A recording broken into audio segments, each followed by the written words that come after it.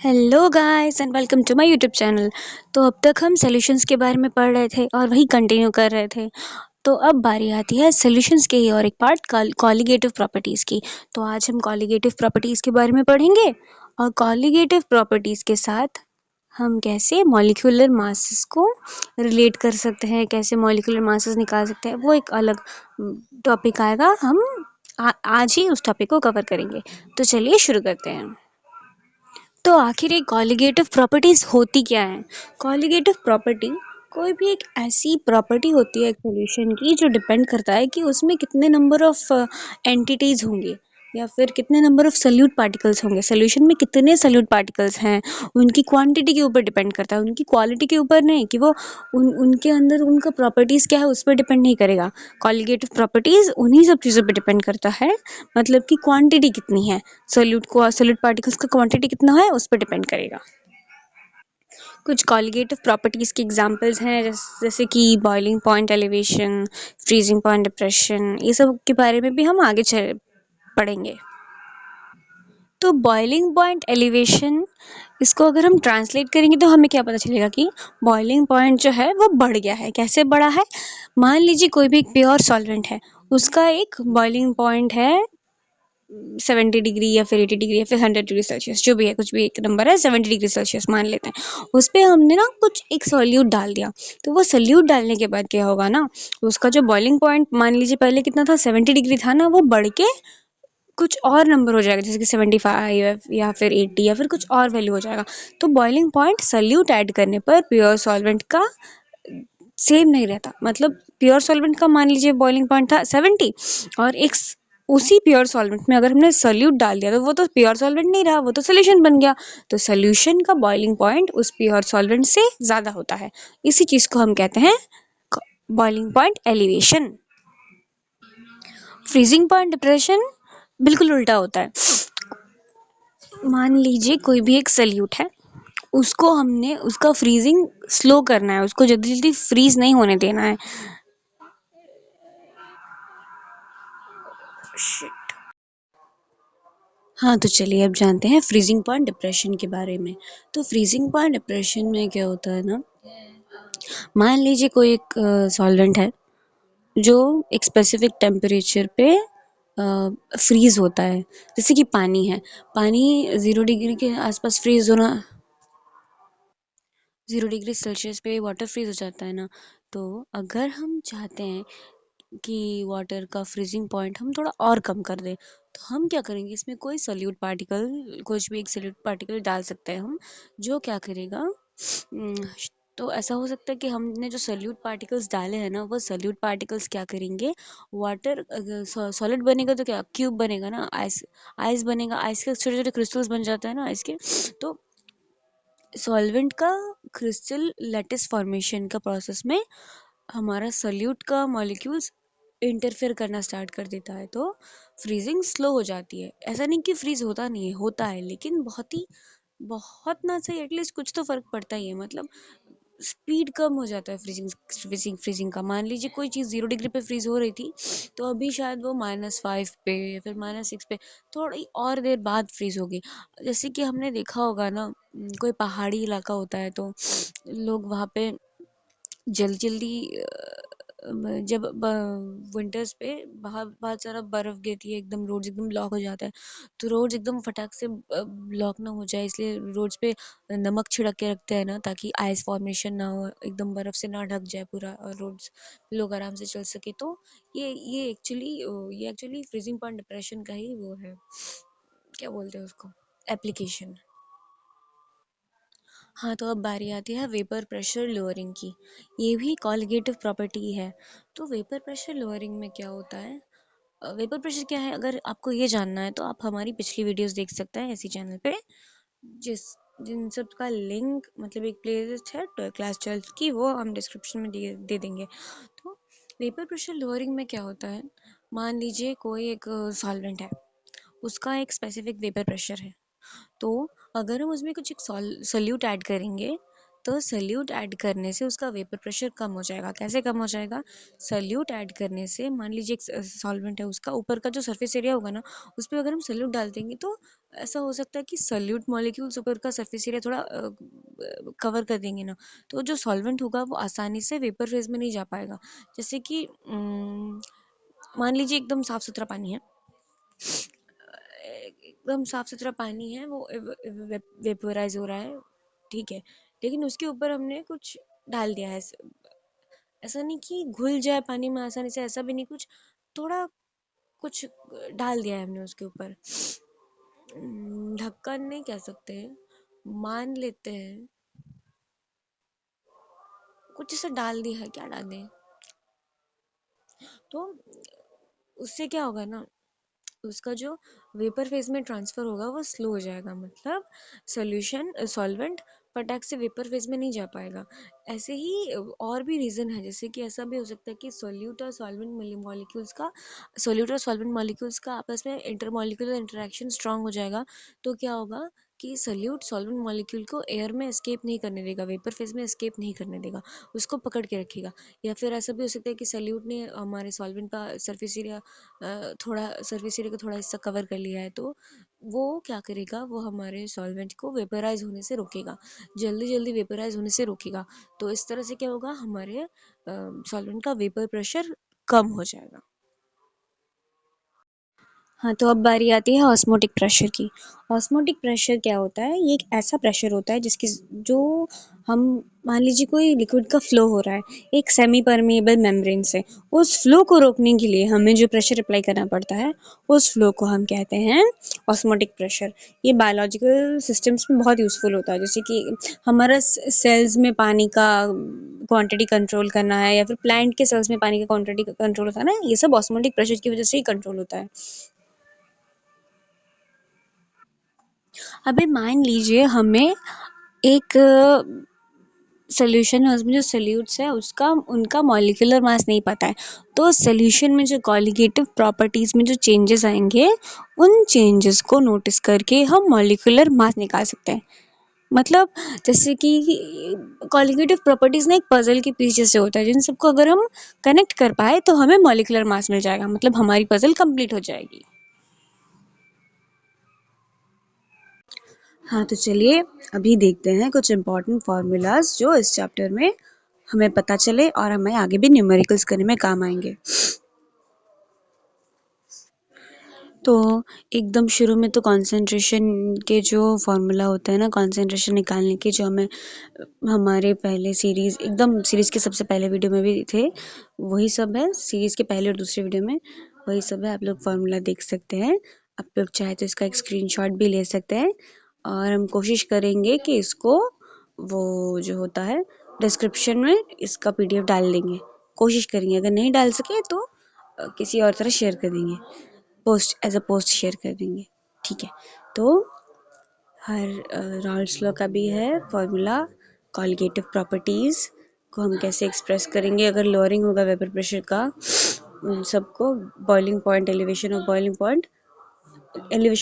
Point का formula होगा del T B. वो जो बी लिखा है ना, वो एक्चुअली सफिक्स में होता है जब हम लिखते हैं, लेकिन पेन पेपर पे इधर बी थोड़ा ऊपर हो गया, पर आप समझ लीजिएगा कि ये बी नीचे होना चाहिए, सफिक्स में होना चाहिए, वो थोड़ा मेरा टेक्निकल इशू था इसलिए।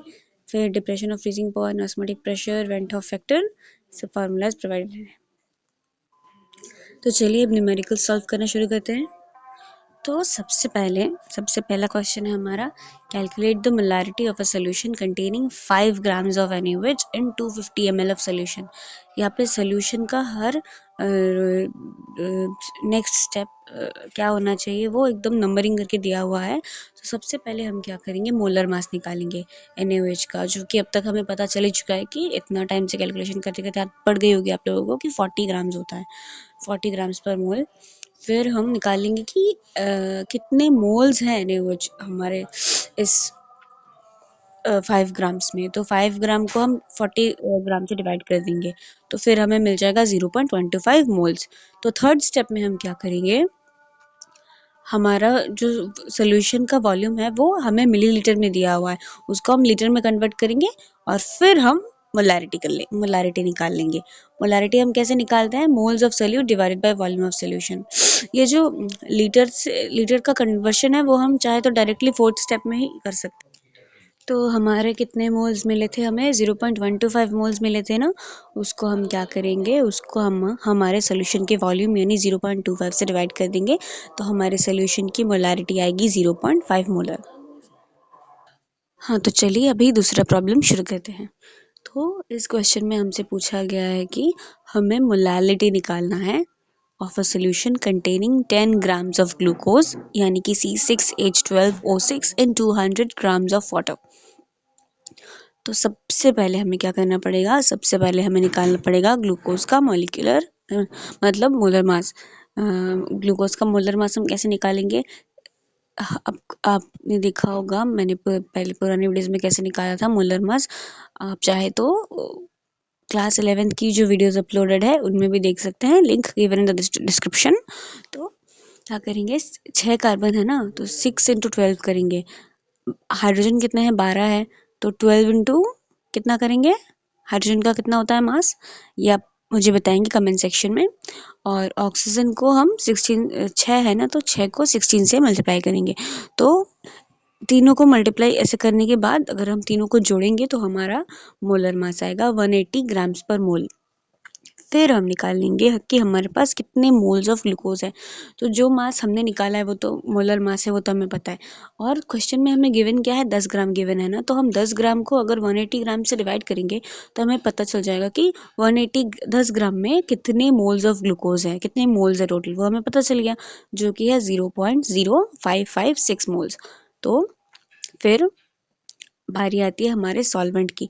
तो सॉल्वेंट मोलारिटी में जैसे सॉल्वेंट का या फिर सोल्यूशन का वॉल्यूम देख रहे हैं ना हम, तो वॉल्यूम तो लीटर्स में होता है, लेकिन यहाँ पे क्या होता है ना, यहाँ पे हम मोलालिटी में सॉल्वेंट को केजी में एक्सप्रेस करते हैं। तो हमारा कितना केजी दे रखा है? हमारा केजी में नहीं दे रखा है ना, ग्राम्स में दे रखा है। तो 200 ग्राम्स को अगर हम केजी में कन्वर्ट करेंगे तो क्या होगा?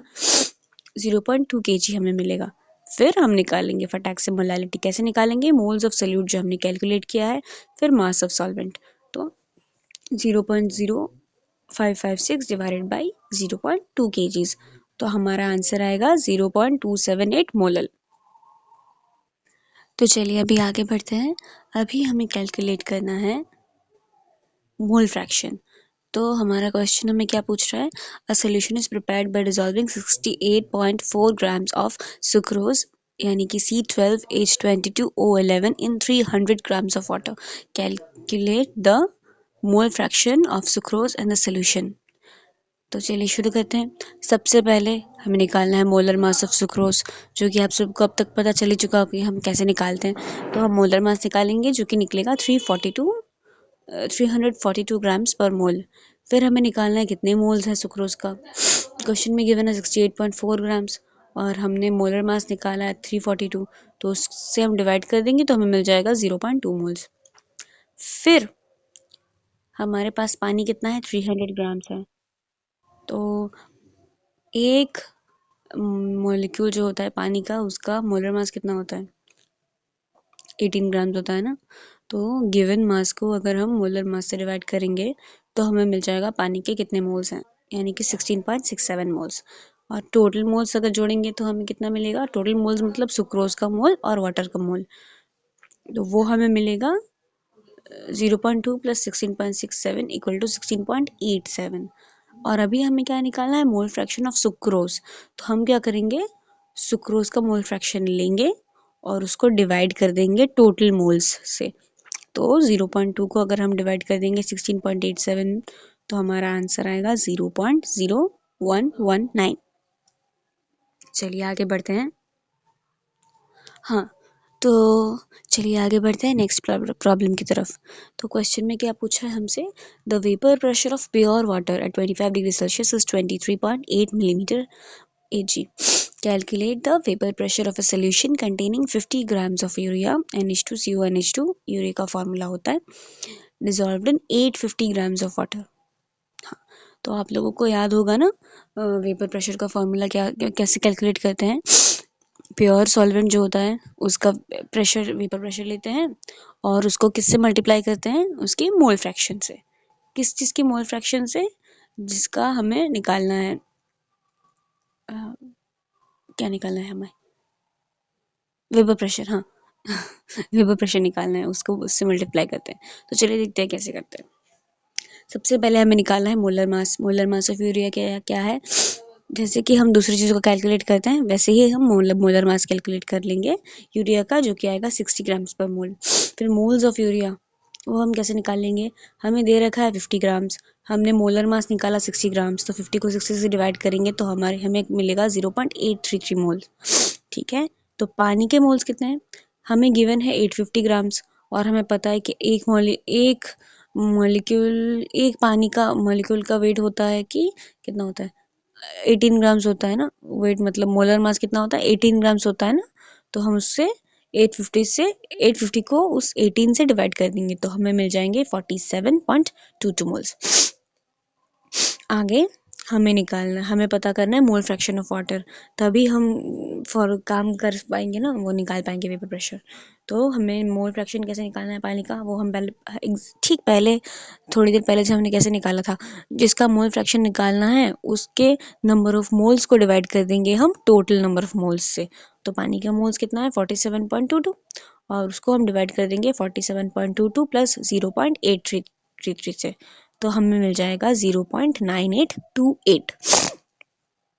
और वेपर प्रेशर का क्या था फॉर्मूला? अभी हमने क्या निकाला? मोल फ्रैक्शन ऑफ वाटर निकाला। तो वेपर प्रेशर अगर हमें सोल्यूशन का निकालना है तो हमें क्या करना पड़ेगा? प्योर सॉल्वेंट जो है उसका वेपर प्रेशर लेना पड़ेगा, जो कि अभी हमने निकाला 0.98। नहीं, प्योर सॉल्वेंट का तो क्वेश्चन में गिवन है, सॉरी, 23.8। और वो जो चीज़ है सॉल्वेंट है जिसका हमें वेपर प्रेशर निकालना है, उसका हम क्या करेंगे? मोल फ्रैक्शन भी मल्टीप्लाई कर देंगे, मतलब 0.9828। तो इन दोनों को मल्टीप्लाई करने के बाद हमें मिलेगा हमारा desired quantity of vapour pressure, जो कि है 23.38 मिलीमीटर Hg। तो चलिए अब last but not the least आगे बढ़ते हैं हमारे लास्ट प्रॉब्लम की तरफ। तो हमें कैलकुलेट करना है फ्रीजिंग पॉइंट डिप्रेशन। हमें क्वेश्चन में क्या क्या दे रखा है?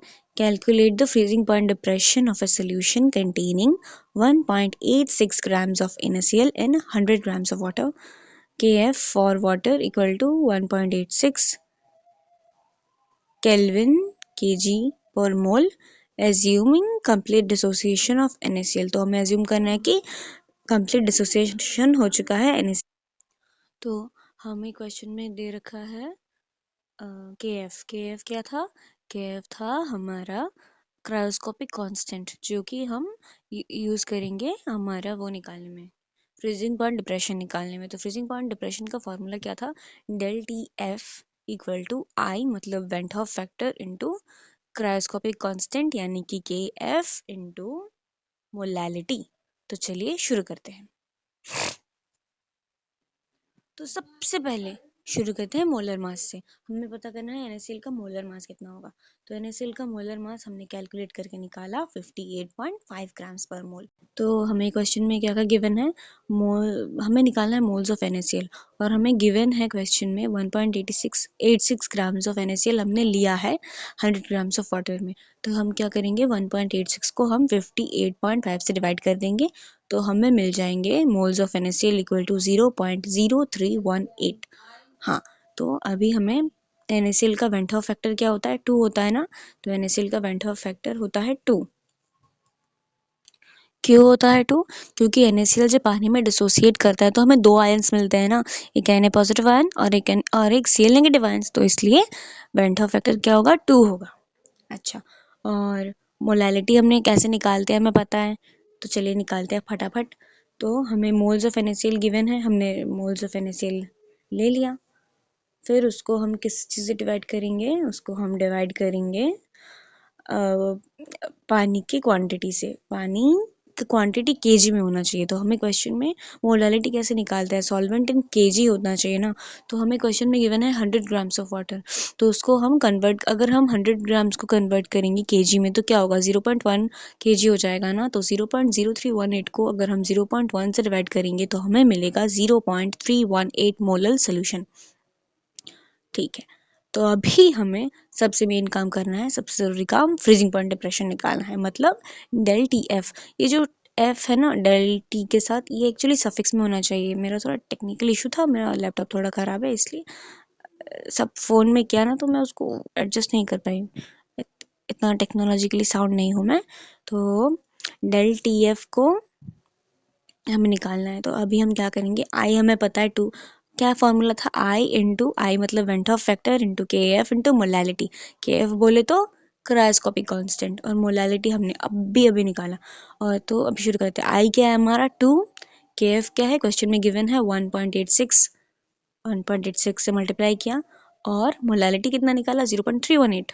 तो इन सब को मिलाएंगे और मल्टीप्लाई करेंगे तो हमें आंसर मिलेगा 1.18 केल्विन्स।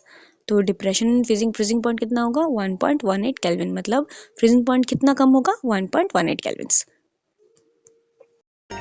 तो आज की वीडियो बस यही तक थी। ऐसी ही और वीडियोस के लिए बने रहे हमारे चैनल के साथ और लाइक करना ना भूलें।